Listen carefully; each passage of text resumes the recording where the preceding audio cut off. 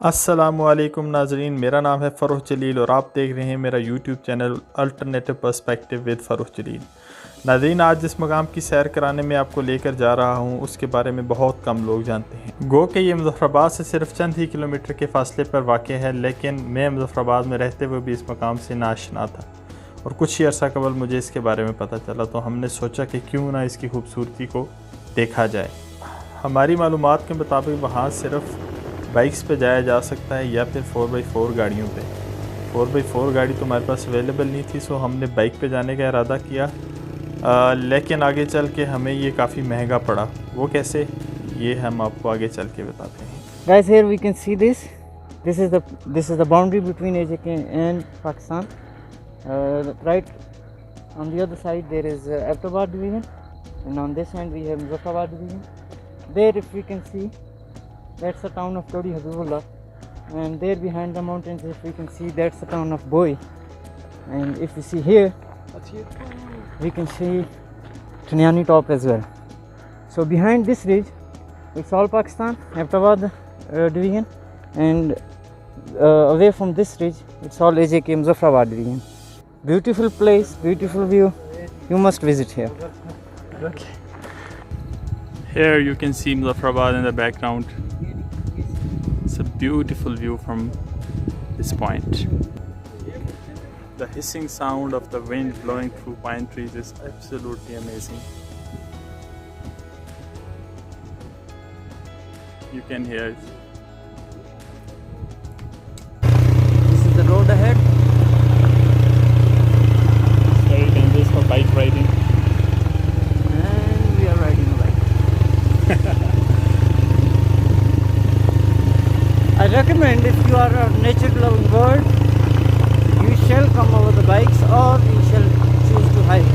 अगर आप 4x4 में आएंगे, you will not enjoy the nature.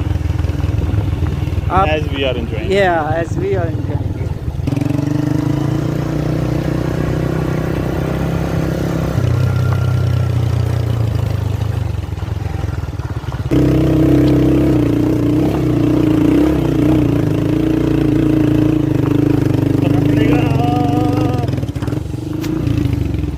And that's what. So we decided एक बंदा लेके जाए भाई.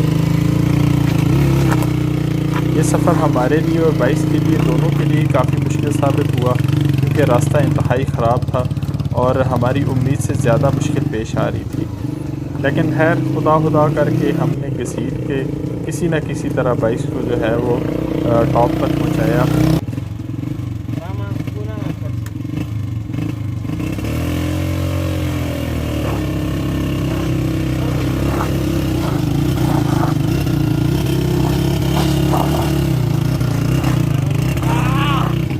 एक मरहले पे तो हमारे एक बाइक ने साथ छोड़ दिया और फिर हमें उसको जो है एक तरह से एक सीट के ऊपर ले जाना पड़ा। बहरहाल, ये एक पार्ट ऑफ एडवेंचर था और इस चीज़ ने हमारे सफ़र को मज़ीद यादगार बना दिया।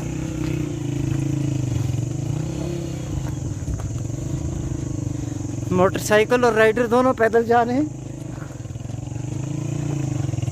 लेकिन सफ़र की मुश्किलात के साथ साथ इंतहाई खूबसूरत नज़ारे भी हमारे हमराह थे और इन बहते झरनों और ख़ूबसूरत नज़ारों ने हमें सफ़र की थकन का एहसास न होने दिया।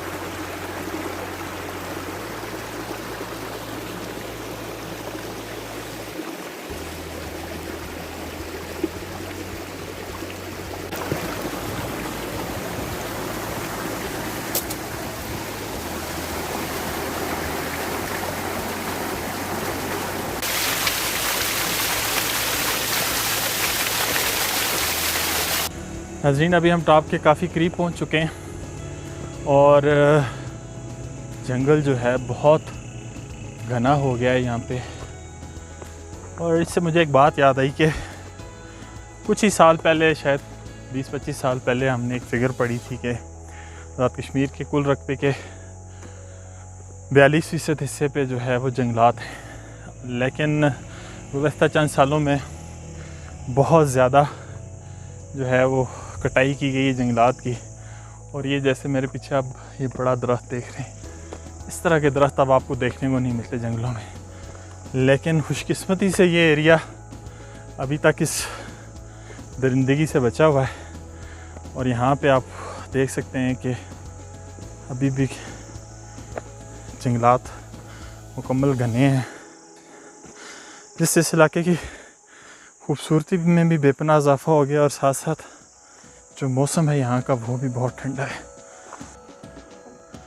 आई थिंक ये हम फाइनली अब टॉप पे पहुँच चुके हैं। यहाँ हमने अपने बाइक्स को पार्क किया है। हमारी और बाइक्स दोनों की हालत काफ़ी खस्ता हो चुकी है, लेकिन यहाँ पहुँच के सारी थकन उतर गई है।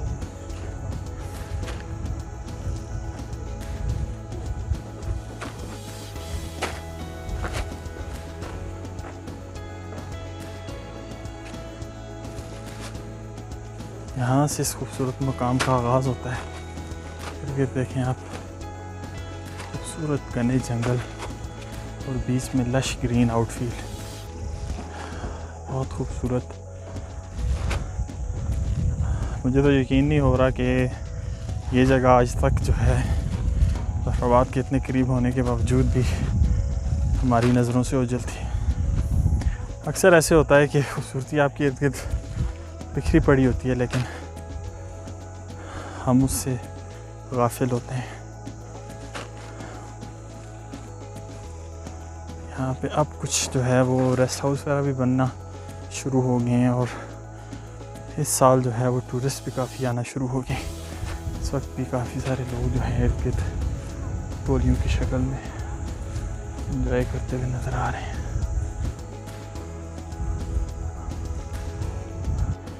इस जगह की खूबसूरती को लफ्ज़ों में बयान करना मुमकिन नहीं है। एक अजब सहर सतारी है, खामोश लेकिन सहर ज़दा।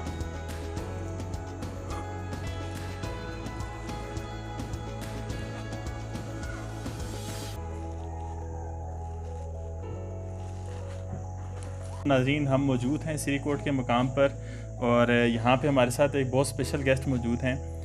इनका नाम है मकबूल रहमान साहब, और ये यहाँ पे गेस्ट हाउस बना रहे हैं और इस इलाके में टूरिज़म को डेवलप करना चाहते हैं। तो चलिए इनसे कुछ बातचीत करते हैं और पूछते हैं कि इनके क्या प्लान्स हैं, फ्यूचर प्लान्स।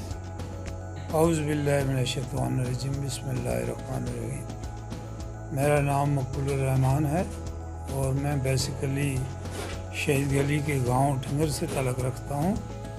तो मैंने बहुत घूमा फिरा है और देखा है कि सिरीकोट जैसा पॉइंट ना तो नीलम वैली में है और न झेलम वैली में है। तो मैंने कोशिश की कि इस पॉइंट को आवाम के सामने रखा जाए और इसकी डेवलपमेंट के लिए काम किया जाए। चुनांचे मैंने अल्लाह पाक के फजल करम से 2015 में ये छोटा सा ट्रैक लेके अपनी मदद आपके तहत ही समझें तो यहाँ तक सड़क पहुँचाई है।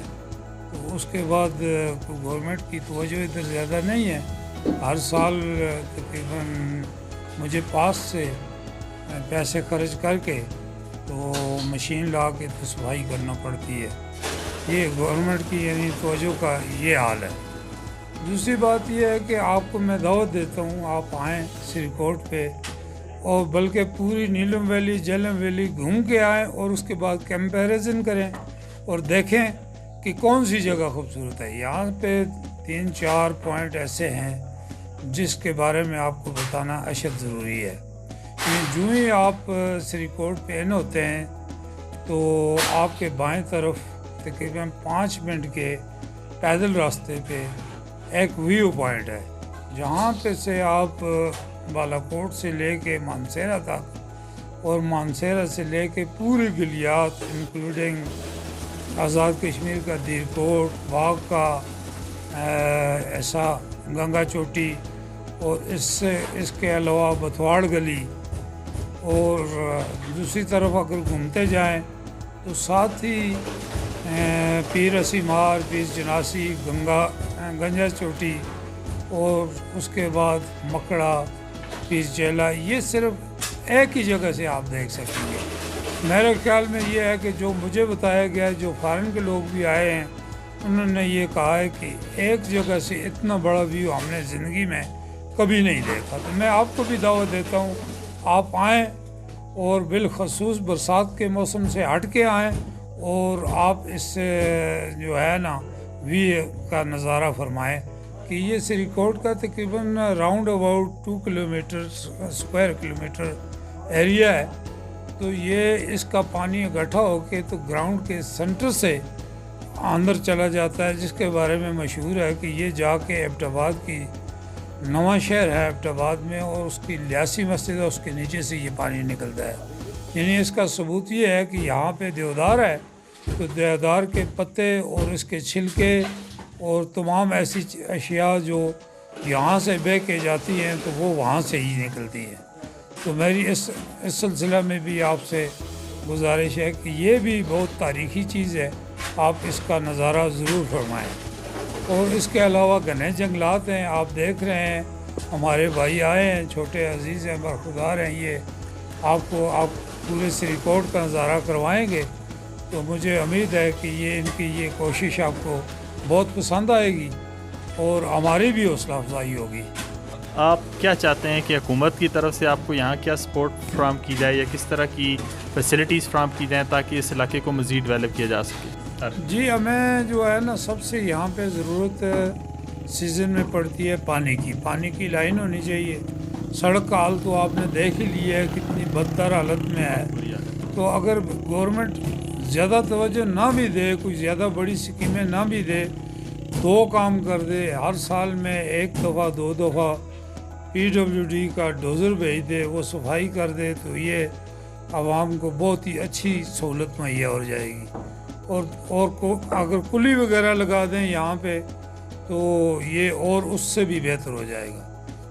और अंकल एक चीज़ और हमें बताइएगा कि ये जो आपका मैं देख रहा हूँ कि डेवलपमेंट काम कोई चल रहा है, अभी आप इसकी कोई रेनोवेशन वगैरह कर रहे हैं, तो ये कब तक कंप्लीट हो जाएगा और आपका ये वाला रेस्ट हाउस कब लाइव होगा? मतलब बुकिंग के लिए कोई भी आना चाहे उसके क्या तरीक़ाकार होगा? नंबर्स आप अगर आपने दे दें तो मैं वीडियो के साथ शेयर कर दूंगा ताकि लोग आपसे रब्ता करके आएँ। जी, तो ये इंशाल्लाह 15 से 20 दिन तक अगर बारिशों ने ज़्यादा कोई मुदाखलत ना की तो इंशाल्लाह 15 से 20 दिन में ये तैयार हो जाएगा। तो बुकिंग के लिए हमारा नंबर है 031290888867 और दूसरा नंबर है 031298262240। तो ये कभी कभार इधर नंबर नहीं लगते हैं, तो ऐसी सूरत में मैसेज करके तो रिज़र्वेशन कराई जा सकती है। वो हम खुद कस्टमर से रब्ता कर लेते हैं कि आप कब आ रहे हैं, उनसे उनका प्रोग्राम पूछ लेते हैं। बहुत शुक्रिया मकबूल साहब, और ये जो है ना बहुत अच्छी इन्फॉर्मेशन आपको यकीनन मिली होगी इस इंटरव्यू से। अगर आप यहाँ आना चाहते हैं तो ये नंबर्स मैं अपनी वीडियो के साथ शेयर कर रहा हूँ, डिस्क्रिप्शन में भी हैं और ये आपकी स्क्रीन पे भी आ रहे होंगे। काइंडली कॉल करके या मैसेज करके आप रिजर्वेशन करवा सकते हैं।